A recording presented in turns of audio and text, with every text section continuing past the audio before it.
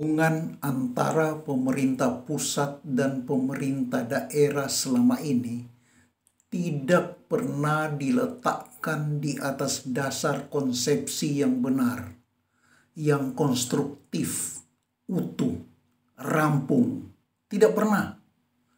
Jadi selama ini semua upaya cuma bersifat improvisasi. Tiba saat tiba akal. Cuma serba pragmatis. Try and error. Tambal sulam. Bukan suatu kerangka dasar utuh yang konstruktif, yang darinya tinggal ditarik derivat dan implikasi sehingga semua penjabaran atau implementasi selanjutnya tinggal dengan mudah ditetapkan dan secara pasti benar dan konsisten, ajek, sehingga menjamin kepastian hukum dan keadilan. Tidak. Lantaran tanpa konsepsi yang bersifat konstruksi dasar yang utuh dan benar itu, cuma tambal sulam, maka akibatnya jelas. Sangat sering terjadi tarik-tarikan kepentingan antara pusat dan daerah. Atau sebaliknya, tabrakan kepentingan antara kekuasaan pusat dan kekuasaan pemerintahan daerah. Nah, kalau sudah begitu, ujung-ujungnya sudah bisa dipastikan. Pemerintah pusat pasti menang. Sementara masyarakat daerah semakin tenggelam di dalam kekecewaan. Merasa diperlakukan tidak adil. Frustrasi mengendap berkepanjangan, sehingga pudarlah gairah membangun, pudarlah semangat persatuan bangsa.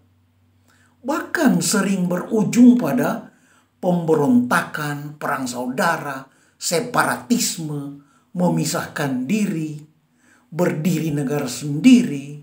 Itu. Bagi sejumlah negara di dunia, seperti Indonesia, Spanyol, dan ada banyak lainnya. Masalah ini bukan hanya sekedar sejarah masa lalu, tapi masalah aktual entah sampai kapan. Tabrakan kepentingan atau tarik-tarikan kepentingan antara pusat dan daerah selalu dan selalu terjadi. Wewenang pemerintah daerah selalu cuma bersifat residu, ampas. Penentuan wewenang pemerintah daerah menganut prinsip residual, menganut prinsip sisa, prinsip ampas. Gitu. Prinsip sisa. Jadi yang diutamakan ialah penetapan wewenang pemerintah pusat. Baru kemudian sisanya itulah urusan daerah. Ya, undang-undang pertama tentang pemerintahan daerah di Indonesia, yaitu Undang-Undang Nomor 22 Tahun 1948 tentang pemerintahan daerah, dengan tegas menetapkan prinsip seperti itu. Setelah bidang-bidang tertentu diserahkan pada daerah, masih pula dibatasi sejauh mana wewenang dalam masing bidang itu. Memasuki paro kedua dasawarsa 1950-an, daerah-daerah mulai bersuara keras menuntut keadilan, pemerataan pembangunan. Maka diterbitkanlah Undang-Undang Nomor 1 Tahun 1957 tentang pokok-pokok pemerintahan daerah. Tetapi daerah sudah terlanjur bergolak. Ditambah lagi dengan polarisasi politik yang sudah sangat tajam di tingkat nasional maupun dalam skala internasional, perang dingin dan sebagainya, terlanjur meletuslah pemberontakan daerah. Sampai hari ini banyak pengamat atau para peneliti, ahli pemerintahan daerah, hanya mengapresiasi Undang-Undang Nomor 1 Tahun 1957 itu pada amanatnya untuk adanya daerah tingkat 3. Jadi di samping daerah tingkat 1 yaitu provinsi dan daerah tingkat 2 kabupaten dan kota, ada daerah tingkat 3. Gitu. Juga istilah-istilah daerah istimewa, daerah swatantra, daerah sapraja, itu memang suatu kreativitas yang penting. Tetapi para ahli tidak melihat hal yang lebih penting lainnya. Para ahli administrasi negara hanya sibuk mengkritik bahwa Undang-Undang Pemerintahan Daerah tahun 1957 itu tidak mengatur hubungan kekuasaan antara pusat dan daerah, melainkan kata mereka hanya mengenai wewenang dan tanggung jawab DPRD. Padahal memang sudah itulah yang paling penting jika kita bicara tentang pemerintahan daerah. Itu nanti saya jelaskan sebentar. Saya harus katakan, semua masalah terbesar yang berkenaan dengan kualitas buruk pemerintahan daerah tidak lain adalah akibat dari terlalu payahnya, terlalu lemahnya performance dari Dewan Representasi Rakyat di Daerah, DPRD. DPRD sepanjang sejarah Indonesia merdeka, kualitas kerjanya lebih payah dibanding Dewan Rakyat di zaman Hindia Belanda, seperti Minahasa Rahat atau Gemeente Dewan Kota. Tahun 1959, Bung Karno mengeluarkan dekret presiden kembali ke Undang-Undang Dasar 45. Maka Undang-Undang Pemerintahan Daerah tahun 1957 tadi dibekukan. Nah, berlakulah demokrasi terpimpin. Tetapi walaupun begitu, di bawah sistem demokrasi terpimpin ternyata bisa hadir mutiara. Ternyata bisa lahir Undang-Undang Pemerintahan Daerah yang isinya baik, yaitu Undang-Undang Nomor 18 Tahun 1965 tentang pokok-pokok pemerintahan daerah. Undang-undang ini sudah mengamanatkan desentralisasi, dekonsentrasi, dan sangat penting dan tegas ialah otonomisasi. Bahkan otonomi real, otonomi seluas-luasnya, itu diamanatkan. Sayang sekali baru diundangkan belum 1 bulan, sudah terlanjur pecah gerakan 30 September, kudeta 1 Oktober tahun 1965 itu.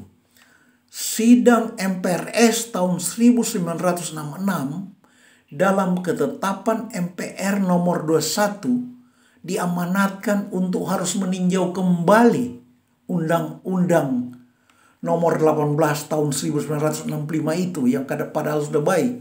Mengapa katanya harus ditinjau kembali?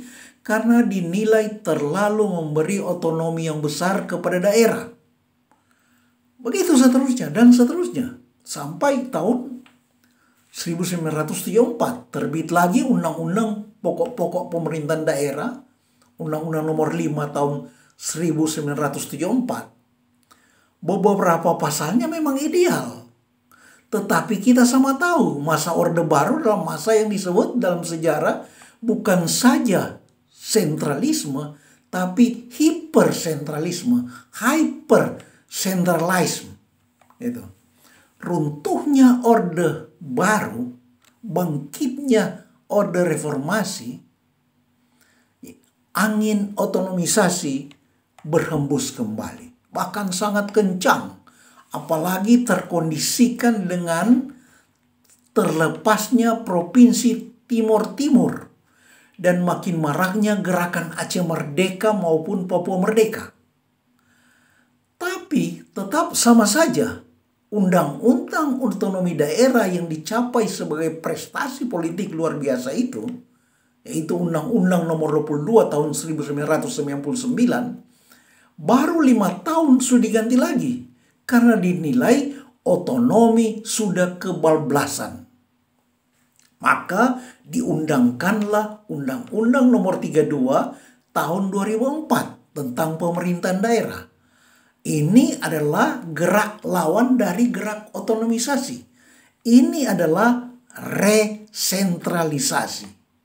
Nah, apakah penguasa pusat selalu terlalu kemaruk untuk mengangkangi kekuasaan sampai ke daerah? Tidak. Pasti tidak. Undang-undang pengganti Undang-Undang Otonomi Daerah itu, yaitu Undang-Undang Nomor 32 Tahun 2004 itu justru yang mengamanatkan pemilihan langsung kepala daerah, pilkada, pilbub, yang kita senangi gemari saat ini. Gitu.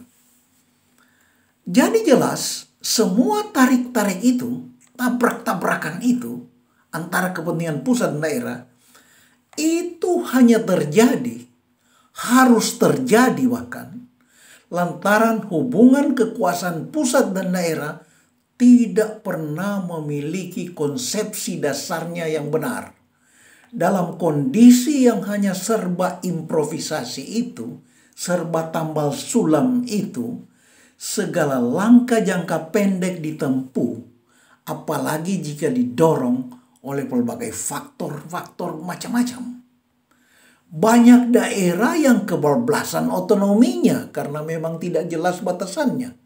Tapi sebaliknya juga banyak daerah yang malah tak mau menggunakan hak otonominya karena serba tergantung pada pusat dalam hal keuangannya. Padahal ketidakmampuan otonomi keuangannya itu tidak lain diakibatkan tidak otonomnya secara politik, termasuk ketidakmandirian politik yang berlangsung semenjak era kolonialisme. Sekarang sudah saatnya tidak boleh lagi menunda-nunda.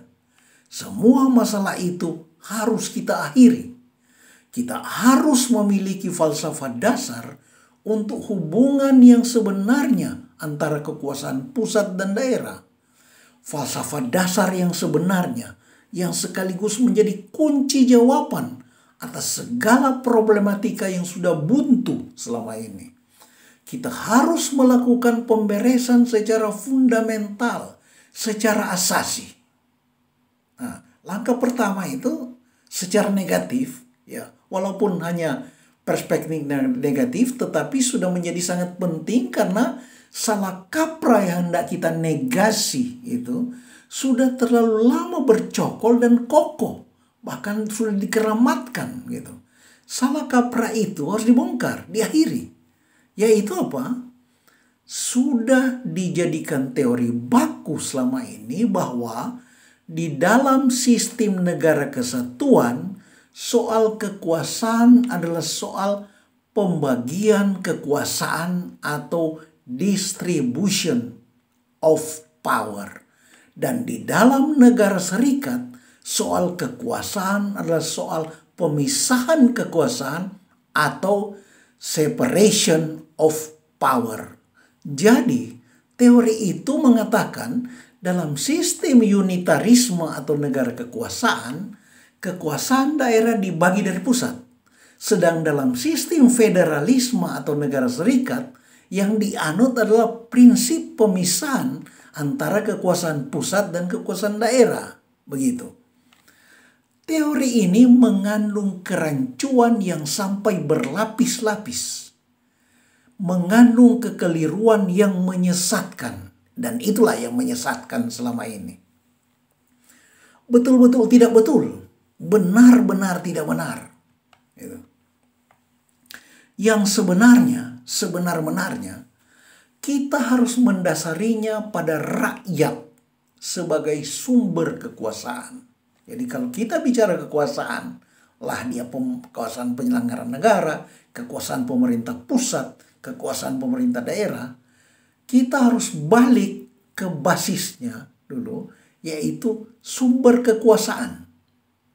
Rakyat sebagai pemegang kedaulatan tertinggi, sumber kekuasaan. Pemerintah hanya memiliki kekuasaan dan wewenang itu karena diberikan oleh rakyat. Ya, jadi rakyat sebagai sumber kekuasaan dan ke arah mana kekuasaan itu dikonstitusikan oleh rakyat di dalam Undang-Undang Dasar. Ya, begitu. Rakyat atau warga negara, ini prinsip dasarnya, rakyat atau warga negara boleh melakukan apa saja kecuali yang dilarang oleh undang-undang. Dan pemerintah atau negara tidak boleh melakukan apa saja kecuali yang diperintahkan oleh undang-undang. Dan undang-undang yang membatasi warga itu dibuat oleh warga. Undang-undang yang memerintah pemerintah itu juga dibuat oleh warga atau rakyat. Nah, warga adalah entitas real dan daerah adalah kondisi alamiah masyarakat. Sedang pusat adalah fiksi. Fiksi yang dibangun oleh rakyat dan untuk kebutuhan rakyat. Itu dalil pertama. Ya. Definisi negara sebagai fiksi itu pertama kali ditegaskan pada 3 abad lalu oleh filsuf politik Jeremy Bentham. Nah, sekarang dalil kedua. Kedua itu kita harus mampu membedakan antara daerah sebagai kondisi alamiah yang melekat pada rakyat dan daerah sebagai sistem kekuasaan. Daerah sebagai sistem kekuasaan itu adalah, meminjam lagi istilah Jeremy Bentham dari 3 abad lalu itu, adalah fiksi. Fiksi yang dibentuk oleh rakyat untuk kebutuhan rakyat. Jadi, entitas yang bernama daerah memiliki 2 fungsi. Fungsi alamiah yang langsung melekat pada diri rakyat dan fungsi yang semurninya hanya merupakan pranata kebudayaan manusia yang dibikin oleh manusia, yakni kekuasaan publik. Nah, kan dalil ketiga. Berdasar prinsip pertama tadi bahwa pusat atau negara dan penyelenggaranya adalah dibentuk oleh rakyat di daerah dan untuk kebutuhan rakyat bersama kondisi alamiahnya yaitu daerah, maka yang disebut pusat atau pemerintah pusat adalah pusatnya daerah. Daerah adalah pusatnya rakyat di daerah. Jadi jangan dibalik-balik. Sekali lagi, pusat adalah pusatnya daerah. Dan tidak perlu kita katakan daerah adalah daerahnya pusat. Tidak. Pusat adalah fungsi yang diabdikan kepada daerah. Itu. Bahkan pada negara-negara tertentu, pusat adalah pusatnya daerah. Pusat tidak ada tanpa daerah-daerah. Tetapi daerah ada tanpa pusat. Maka wewenang pemerintah pusat adalah wewenang yang diberikan oleh rakyat di daerah. Wewenang pusat, wewenang pemerintah federal adalah negara untuk kebutuhan rakyat. Kebutuhan rakyatlah yang berdasar kesadaran rakyat menimbang bahwa tata moneter harus dipusatkan. Itu salah satu contoh. Tetapi jika karena suatu daerah tertentu maju sedemikian pesat oleh karena daya kreatif masyarakatnya, artinya kesenjangan yang terjadi antara daerah dan negara itu bukan diakibatkan ketidakadilan oleh pusat, ketidakadilan pembangunan yang dijalankan oleh pemerintah pusat, tetapi karena sedemikian fenomenalnya daya kreatif satu daerah. Sehingga jika suatu daerah maju sedemikian pesat dan nilai tukar uang nasional di daerah itu mengalami lonjakan di hadapan mata uang negara tetangganya, tentu saja kan otoritas moneter pusat tidak boleh memaksa untuk diturunkan. Itu kan? Gitu. Jadi walaupun adalah keputusan daerah, rakyat daerah untuk menyerahkan wewenang-wewenang khas yang kita sebut wewenang khas pemerintah pusat, tapi ternyata itu tidak boleh dilihat secara hitam putih. Begitu pula kesadaran keputusan rakyat di daerah-daerah yang memutuskan bahwa adalah benar jika urusan militer dalam rangka pertahanan harus terpusat. Itu benar. Tetapi harus disertai aturan yang rinci dan tegas agar janganlah penguasa pusat dengan mudah mengerahkan pasukan menyerbu daerahnya sendiri. Begitu. Nah, itulah dalil-dalil yang harus mendasari sistem hubungan kekuasaan pemerintah pusat dan daerah. Faktor daerah sangat menentukan. Sehingga pengambilan keputusan di daerah, baik untuk diamanatkan kepada pemerintah pusat maupun untuk diterapkan langsung di daerah itu sendiri, secara tanpa pertentangan dengan kepentingan nasional, itu jelas mensyaratkan DPRD yang ideal. DPRD yang anggota-anggotanya harus mencapai standar kualitas tertentu. Tidak boleh tidak. Nah, pemilihan anggota DPRD, sistem pemilunya harus betul-betul ideal. Bukan sistem proporsional partai yang membuat rakyat memilih kucing dalam karung. Juga jangan sistem distrik yang memungkinkan terpilihnya the best of the bad. Yaitu misalnya seorang figur yang cuma bernilai merah, nilai 4, bisa terpilih karena semua calon di dapil itu cuma bernilai 3 dan 2. Sedang figur yang bernilai 8 atau 7 di dapil tetangga terbuang, tersia-sia. Karena tidak dipilih lantaran tokoh yang menang adalah bernilai 9 atau 10. Itu harus diusahakan sistem pemilihan yang memungkinkan anggota DPRD itu benar-benar optimal. Gitu.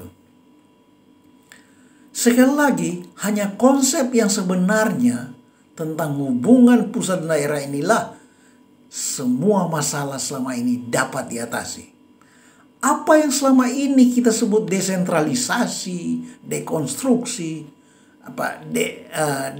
dekonsentrasi, bahkan otonomisasi, itu kan sangat kentara hanya merupakan gerakan reaktif terhadap sentralisasi. Artinya ini menunjukkan bahwa jelas bahwa selama ini, selama puluhan tahun, yang menjadi kecenderungan alamiah adalah sentralisasi. Yang menjadi kecenderungan alamiah adalah sesuatu yang salah. Mengapa? Karena yang benar tidak pernah dikenal. Nah, sekaranglah saatnya kondisi salah itu kita akhiri.